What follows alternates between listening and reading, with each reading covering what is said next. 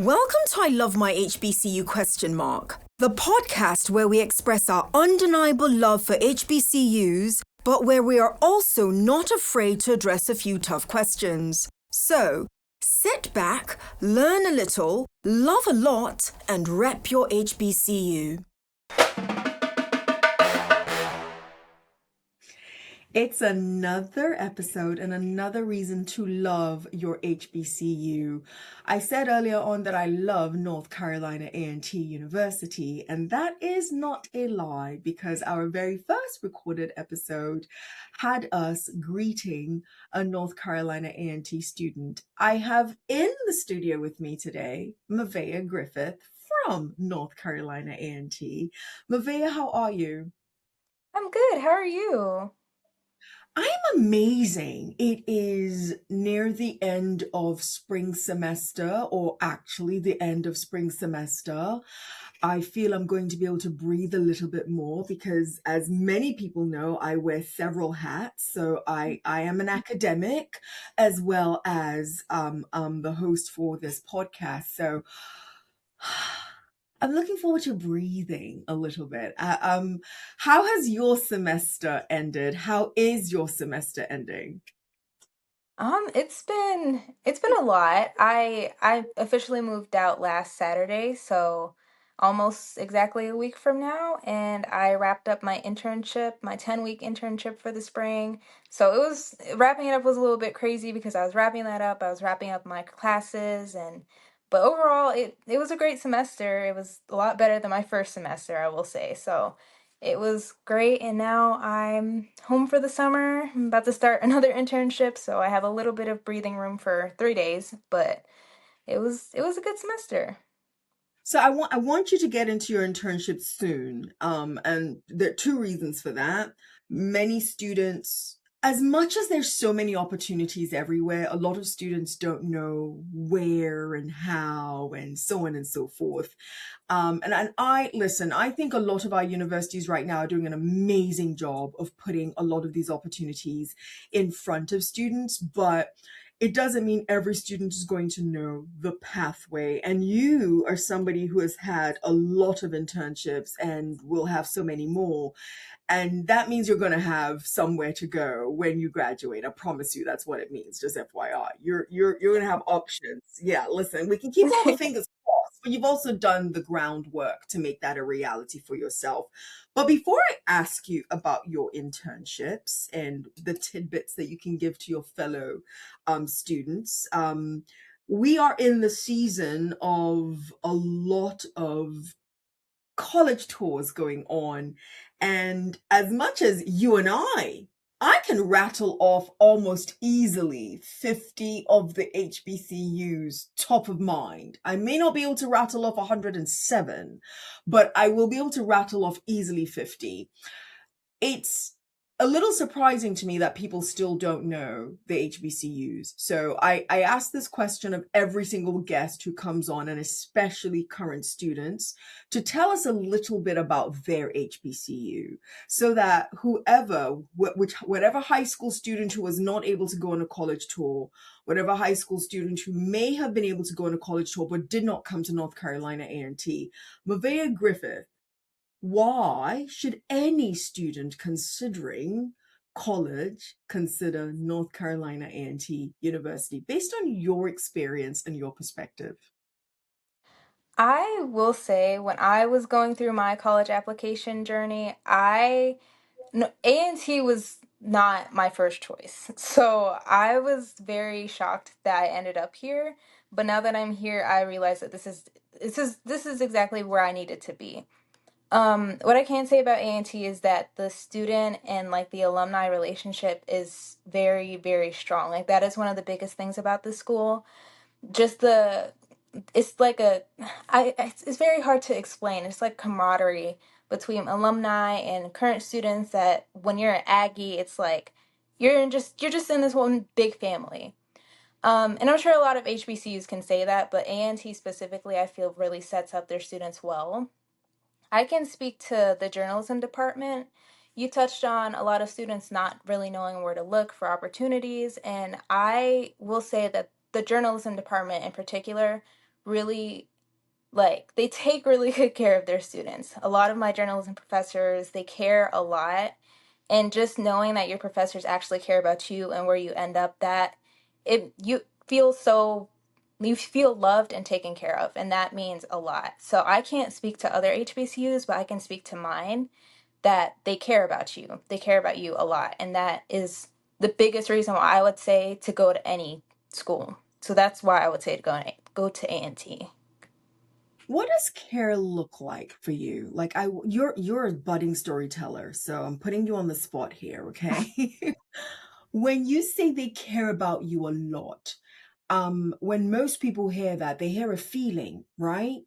And if, for example, I came and I didn't get the same feeling as you did, does that then mean that they don't care about me? I will argue, no, that's not what it means. But somebody might argue that. So I want us to kind of frame for the listeners that when Maveah uses the term they care about you, help us visualize in a slightly non-feeling way what that looks like for you. And you can give that to us in about one or two examples if you don't mind. Or one strong one works as well. But I want us to visualize with you what care looks like. To me, when it comes to like my relationship with professors and staff, care looks like just things like checking in, like emailing, hey, like, how are you doing today? Or, hey, I saw that you did this, great job. Or, hey, I saw this opportunity. I feel like you'd be good for this. You should apply. Just things like that. And even in class, just acknowledging that certain students may not, you know, like may not have the same strengths as other students, or they may be going through things that, that the professors might not even know about. But just letting them know that they're here and that they can help you and are available in any way, that is what care looks like to me. And I will say something I really hated hearing when I first got to college was you can't you have to put yourself out there. And that is really true, as much as like I really hated hearing that when I first got there, because I was like, well, it's their job to come to me. Like, no, like you have to put yourself out there and build those relationships for that care to become, like in your face. It's always going to be there, but for you to really like notice it and feel it, you have to put yourself out there.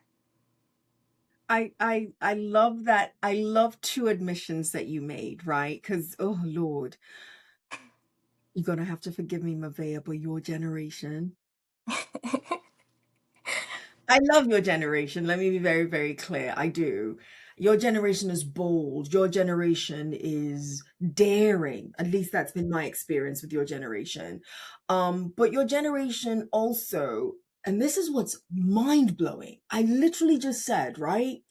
That your generation is bold and your generation is daring. And that's my experience with your generation.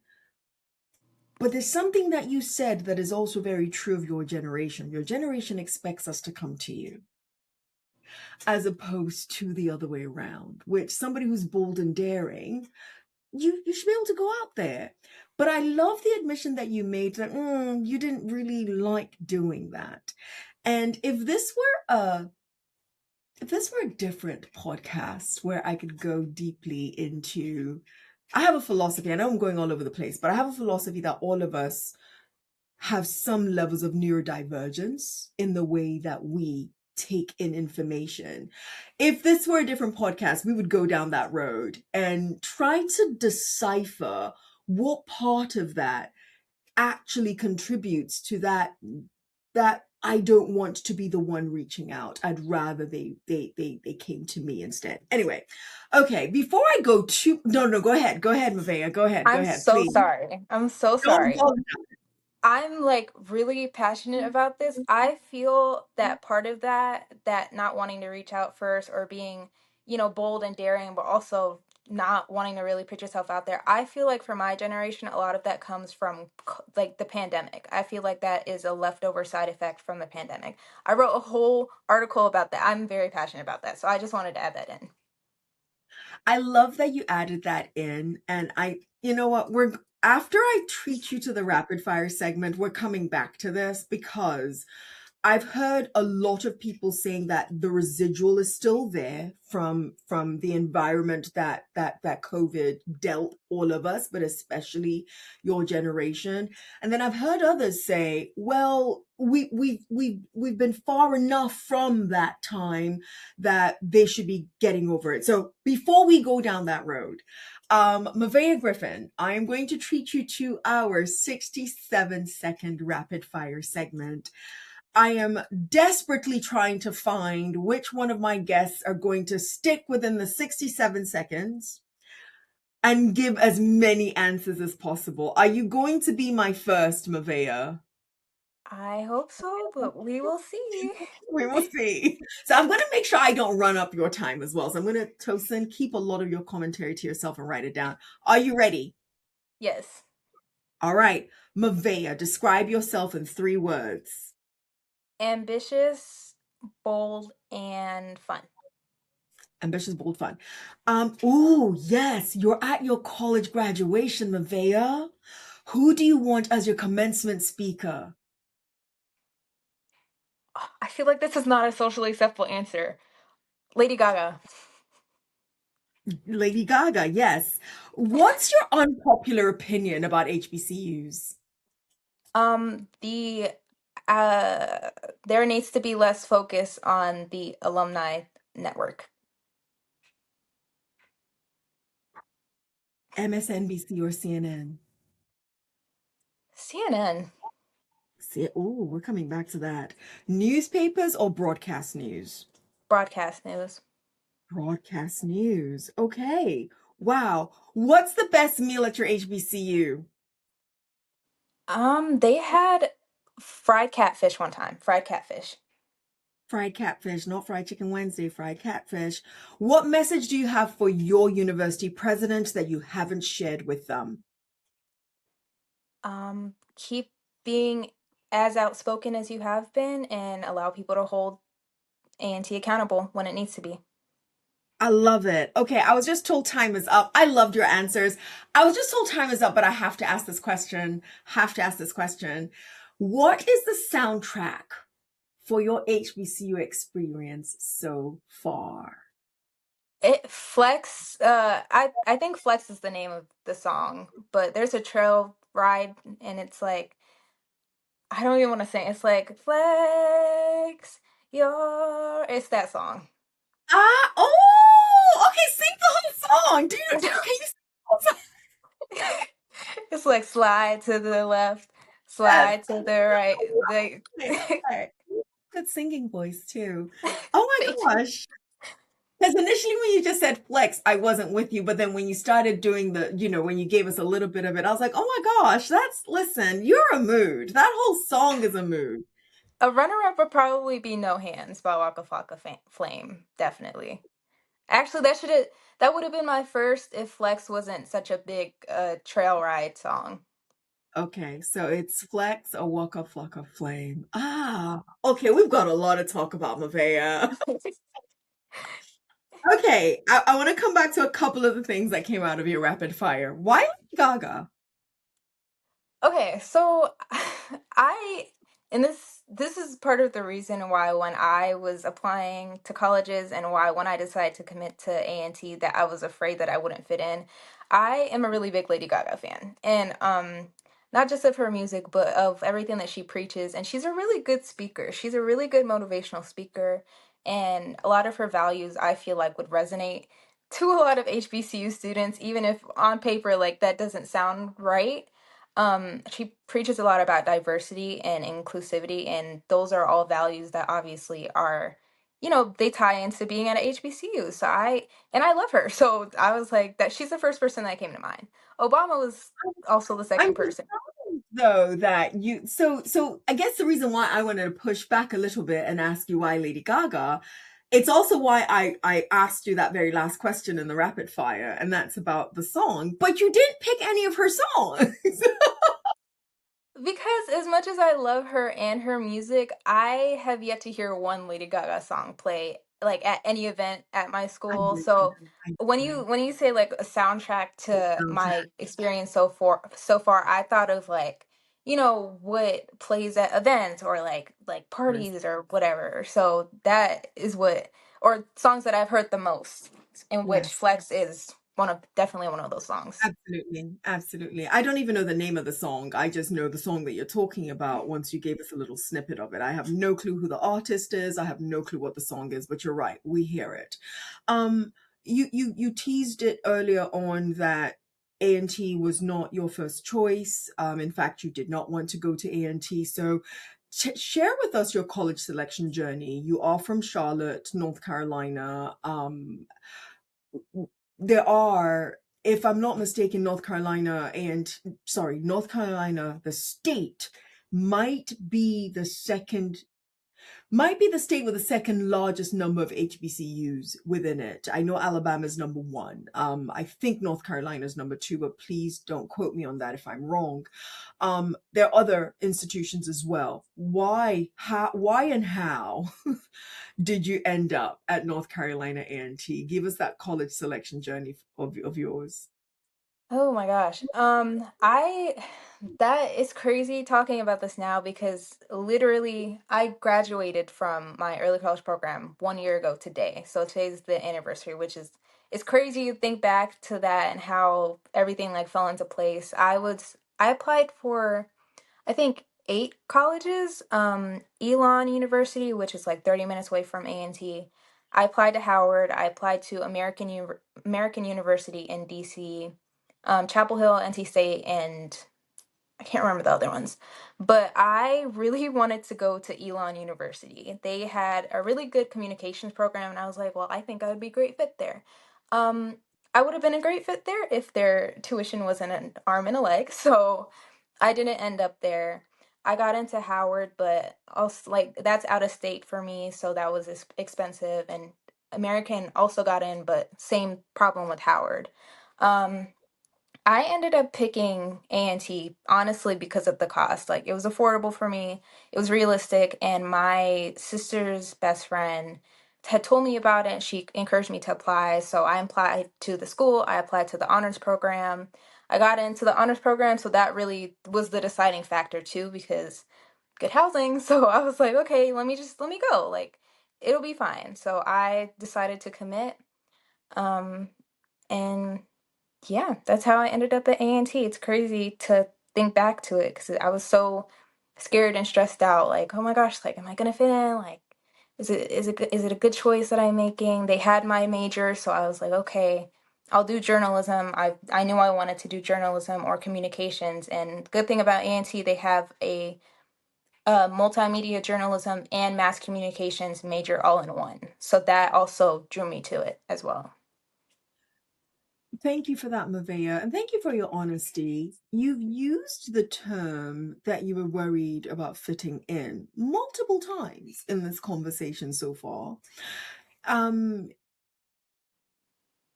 Tell me why. Tell me why that was such a worry for you. I I'm going to be very honest.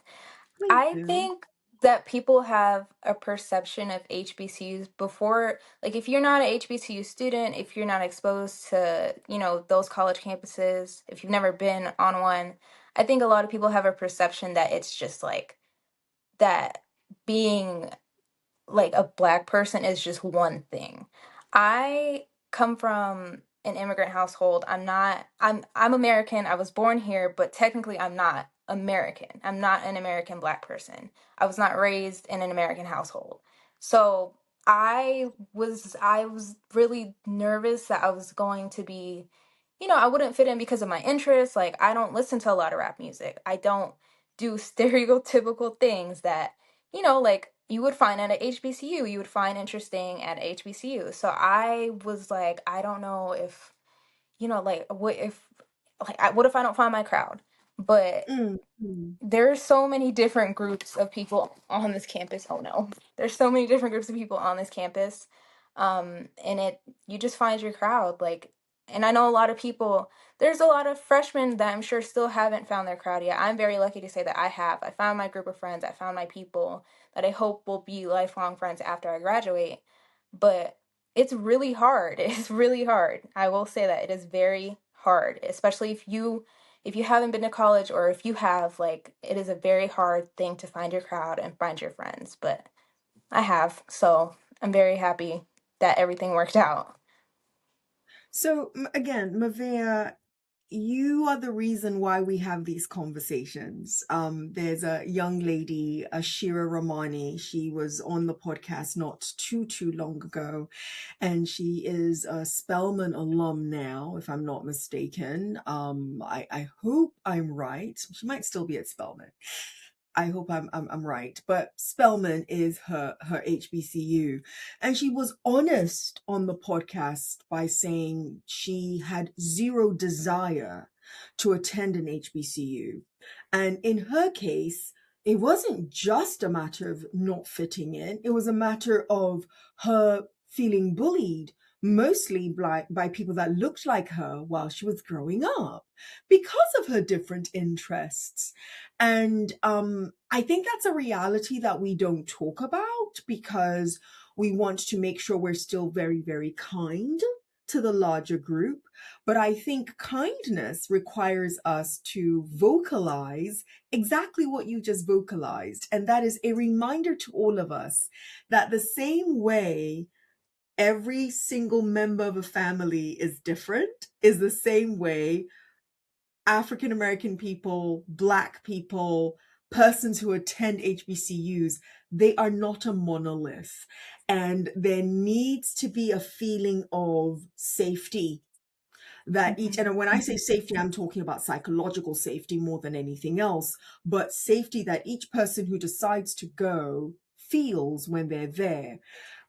You had a message near the end of what you were saying that I find extremely important. You said you're lucky that you found your tribe or your people.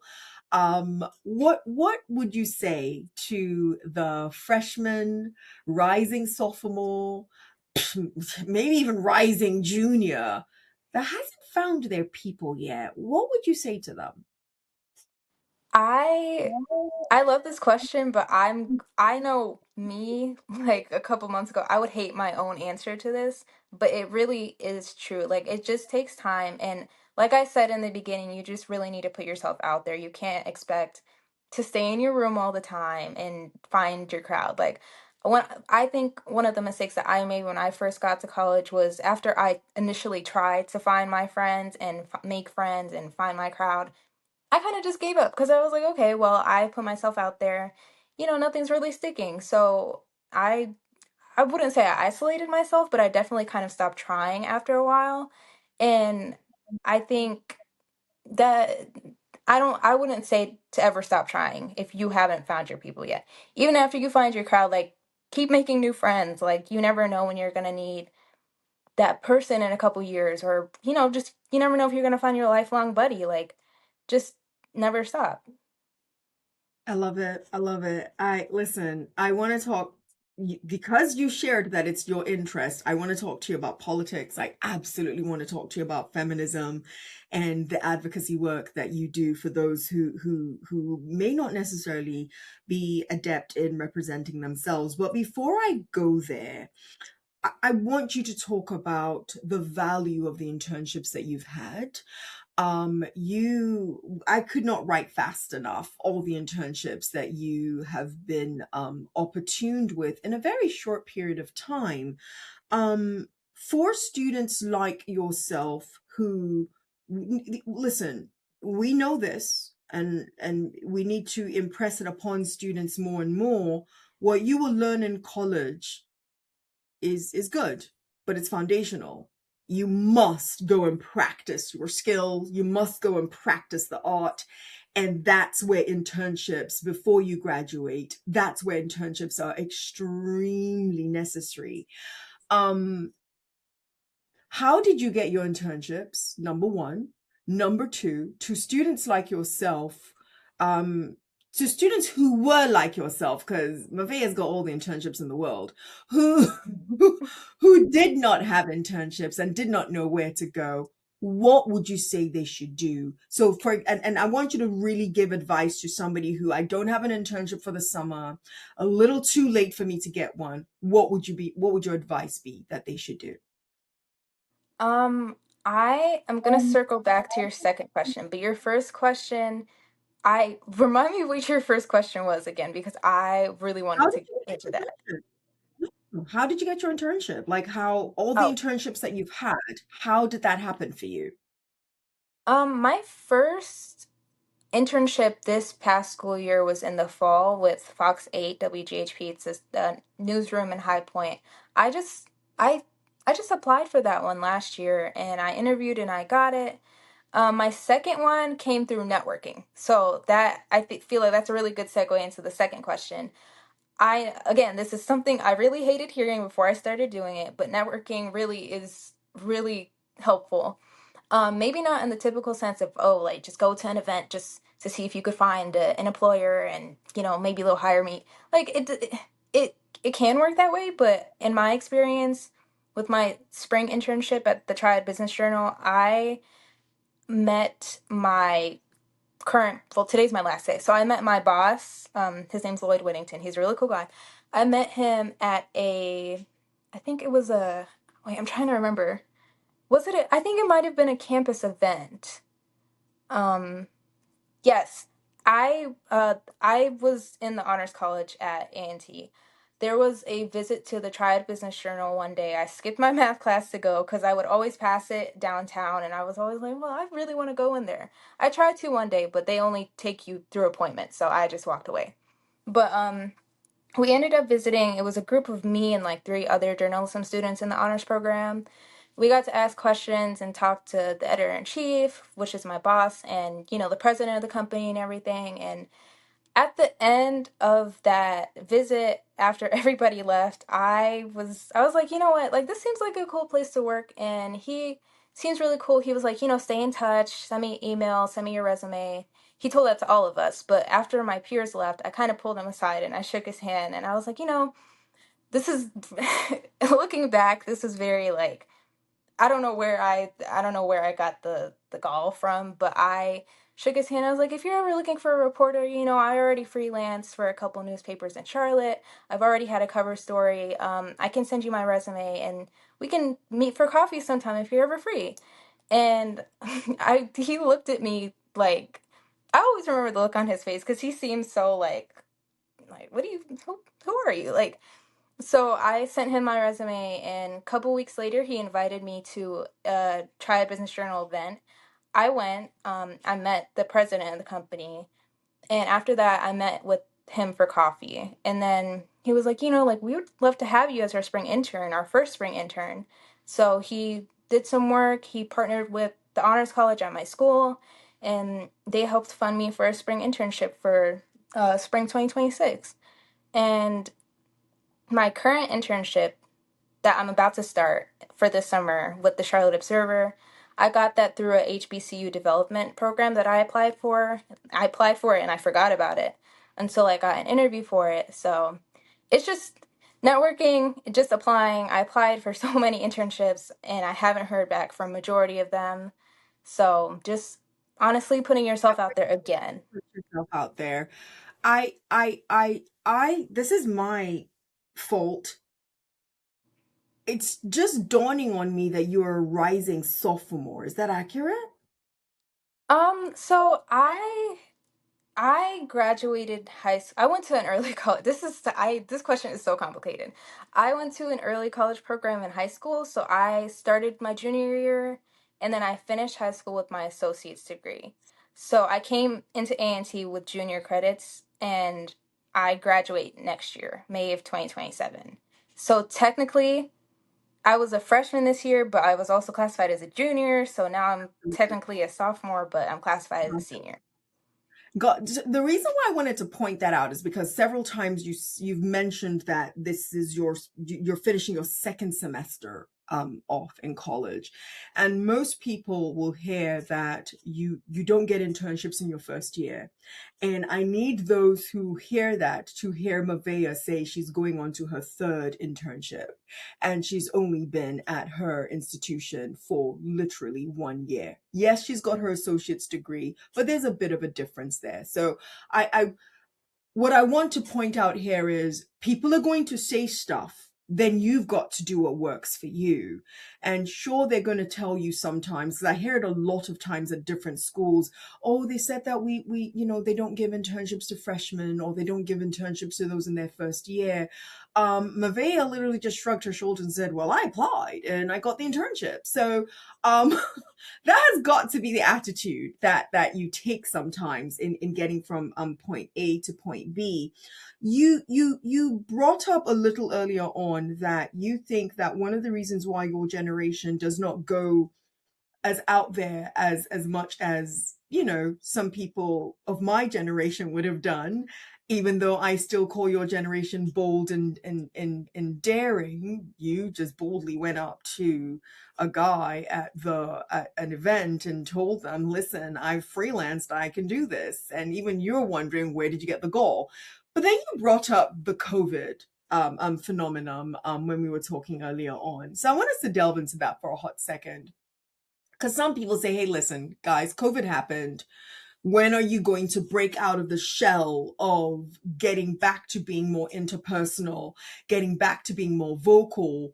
But if all of us are being honest, it's not just a couple of you here and there. It's a good swath of you that, in all fairness, I walk into a classroom, Maveah, and I promise you, every Monday night when I walk into that classroom of a class that I teach, I think there's nobody in the classroom because nobody turned the lights on. Mind you, it is 5-ish by this time, or 4:30 something by this time. I notice that people are in there, about maybe 5 or 6 people, and everybody's just down on their phones and not looking up. No, they're not even talking to each other. And it's not that they dislike each other, they're just not talking to each other. You would say that is still a residual of COVID. If you're, let's say you're right, what can we do about it, Maveah? Because I don't think it's helping anybody. And this topic is literally what I had my first cover story ever with Queen City Nerve. It was like a deep dive into the pandemic's mental health and effects on Charlotte, specifically Charlotte's youth. But what can we do to help? I would say that we just need time, but it's also been 6 years since then, so I don't know. But I will say COVID happened during a lot of Gen Z's like developmental years. So I was 13 when COVID happened.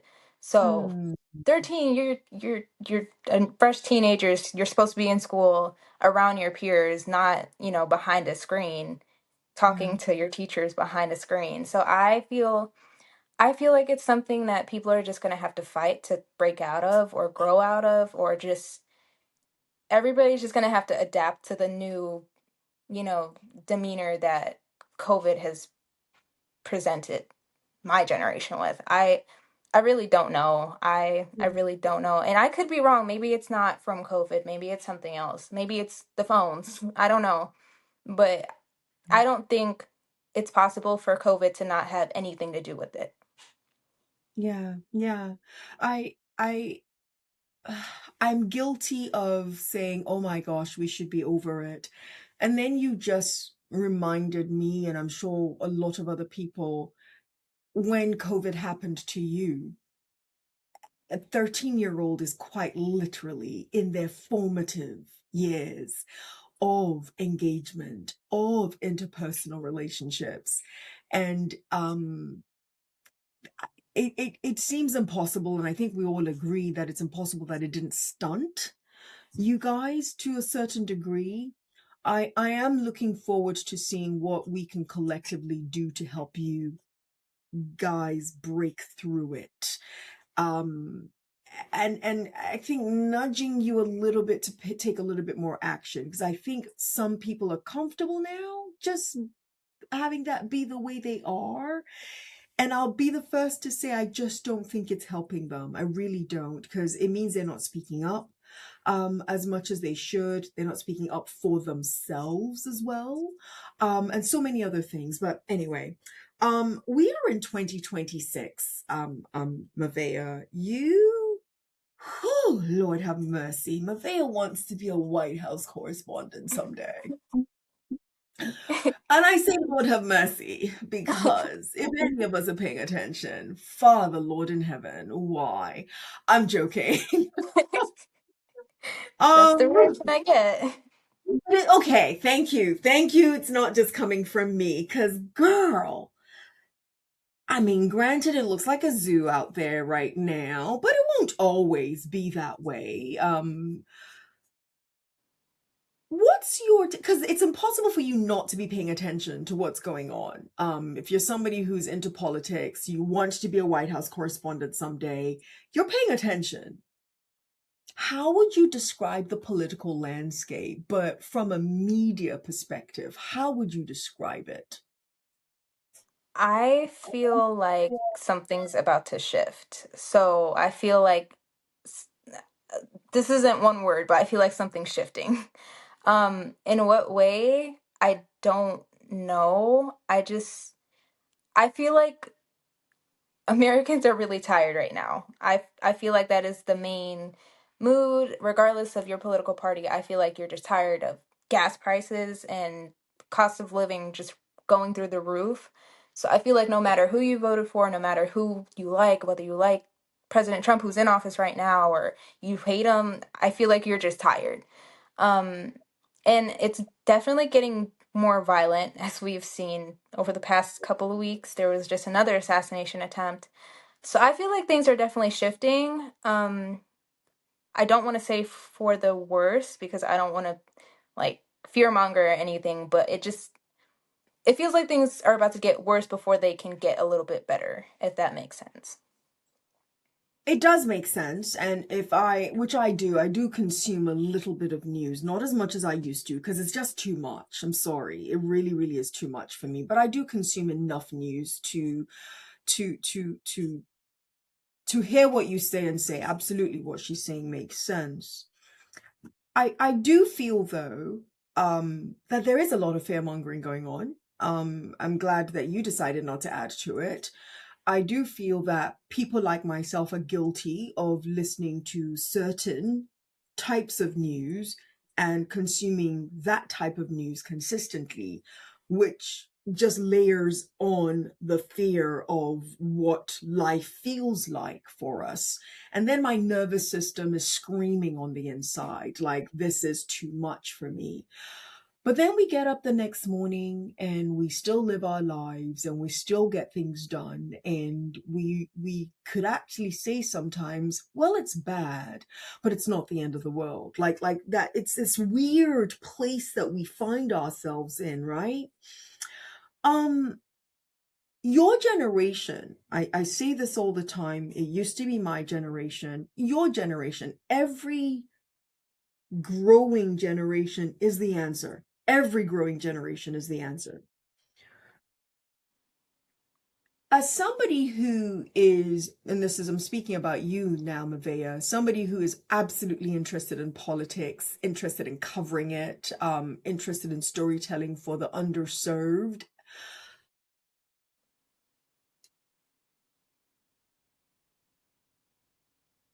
This is a tough question. It's so unfair. As it's formulating in my head, I'm like, this is not fair for you to ask Maveah, but I'm going to ask you regardless. What would you change about the way we engage our politics in the United States of America? By engage in politics, do you mean like by consuming it or just like politicians directly, like the way that they present it to the public? Girl, take either side. I'm interested in your response on either side. It could be just the politicians themselves, and it could be the way we consume it. I'm interested in hearing both.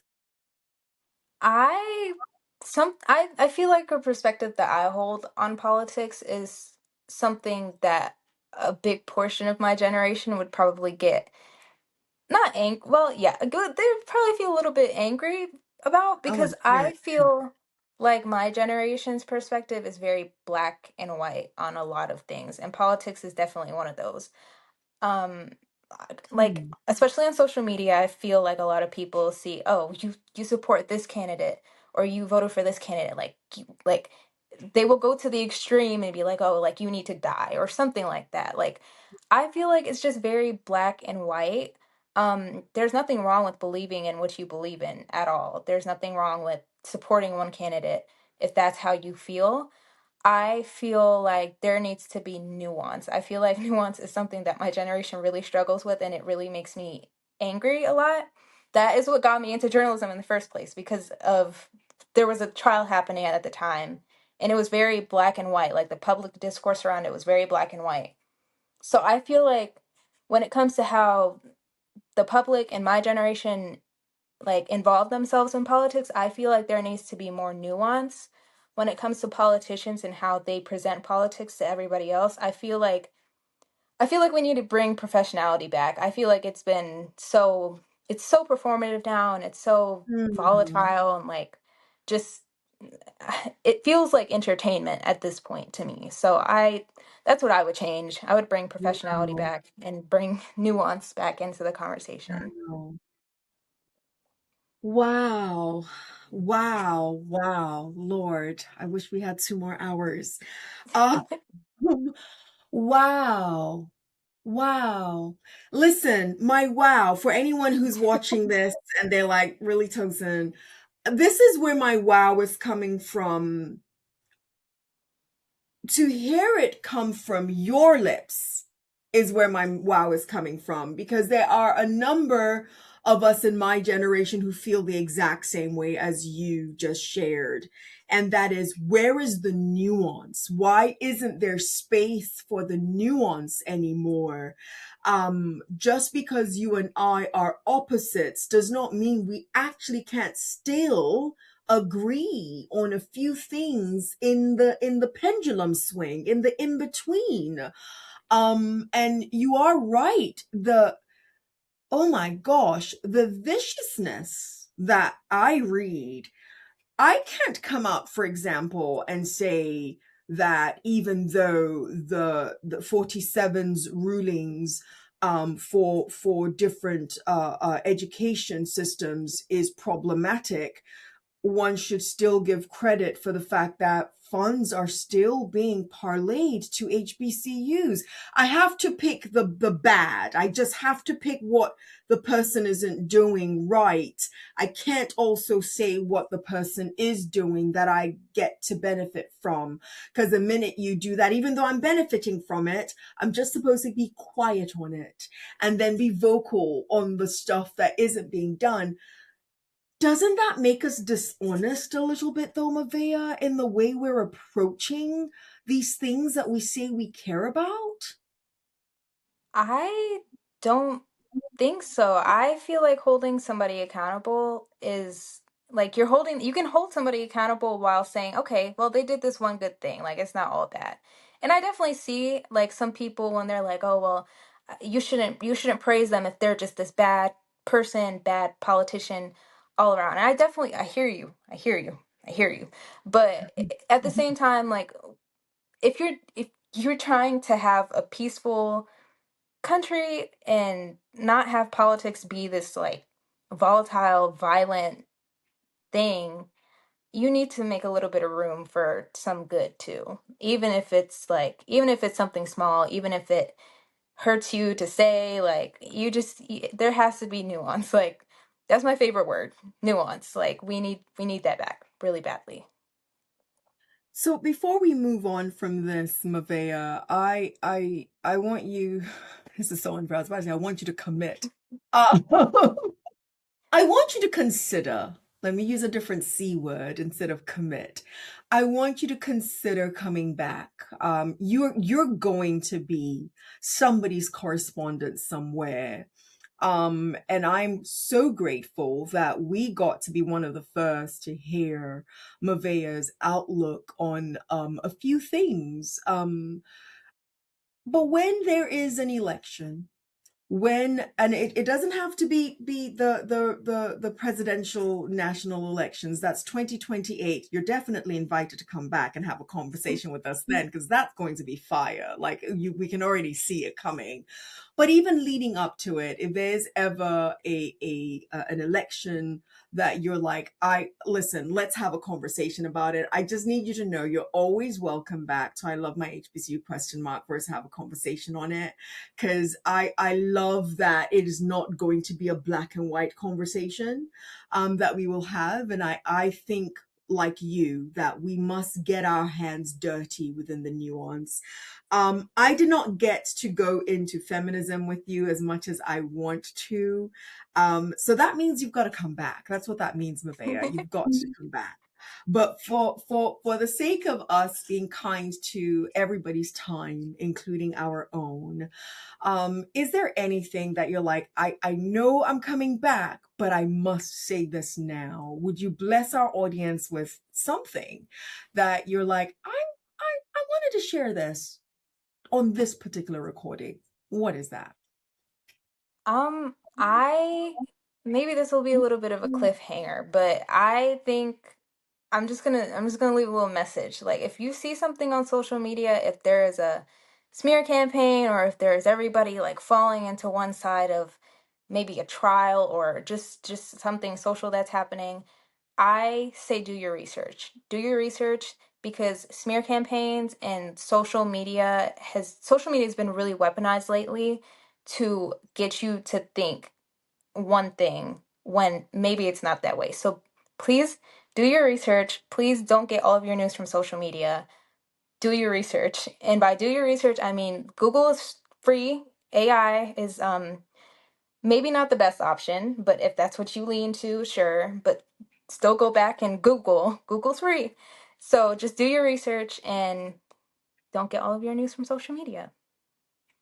Listening to what you just said, I feel I have not done a good job in us delving into some heavy topics that I think you would have been okay talking about. So Maveah Griffith, you are coming back. I'm going to have you commit to coming back, and we're going to have a lovely, fiery conversation when you come back. Maveah, as we end this episode, please leave our audience with a parting word or short phrase on why you love HBCUs. Community. That's my word. Community. You're part of my community now, whether you like it or not, Maveah. So yes, I will take that word, community. Listen, Maveah, you are an amazing human being that we are going to be paying attention to for years to come. And to our listeners, to our viewers, I hope that I have done due diligence. I don't think I did this time around, because I could have pressed Maveah. Maveah was ready to have all these conversations, and I kept it light. It's not going to be light the next time. But still, I invite you to subscribe to us wherever you get your podcasts. It's I Love My HBCU ? And I know Maveah is the reason why you are going to like this episode. So go ahead and like this episode again, wherever you get your podcasts. Thank you for tuning in to I Love My HBCU ? Yours in HBCU love. See you next episode. Maveah Griffith, thank you so much. Thank you. Thank you for having me on. I loved our conversation. It was really great. You've been listening to I Love My HBCU ? Let's keep the conversation going as we share our stories and encourage more practical support of HBCUs, whilst, of course, holding each other accountable. Don't forget to follow and subscribe for the latest episodes. Until next time, love and lift your HBCU.